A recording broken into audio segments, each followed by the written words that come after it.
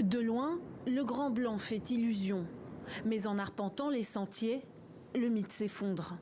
L'Everest, surnommé le toit du monde, dont le sommet culmine à 8849 mètres, est devenu la plus haute poubelle du monde.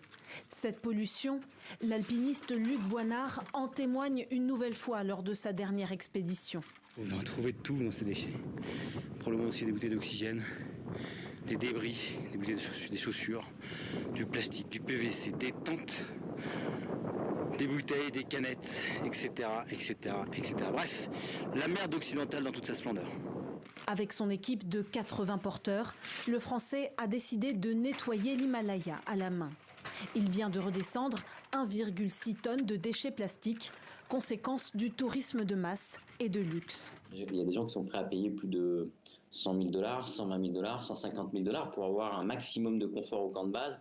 Et tout ça, ça génère évidemment beaucoup de contingences matérielles. Et puis, il faut comprendre que quand on monte en très haute altitude, on manque beaucoup d'oxygène et que donc la tendance forte, elle est à laisser le matériel en hauteur pour pouvoir redescendre le plus vite possible dans la vallée et retrouver de l'oxygène.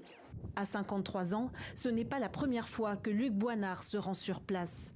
Avec son association Himalayan Cleanup, nettoyage de l'Himalaya en français, il réalise en 2010 la première expédition française de dépollution de l'Everest et ramasse 3,7 tonnes de déchets en très haute altitude à 8000 mètres dans la zone de la mort.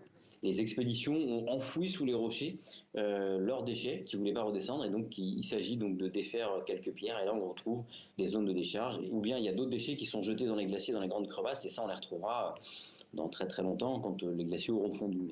Une perspective effrayante contre laquelle Luc Boinard poursuit son combat.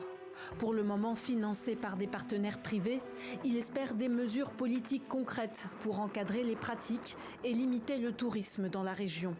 En attendant un sursaut, il continue de sensibiliser alpinistes et populations locales afin de préserver ces joyaux de l'humanité dans leur écrin naturel.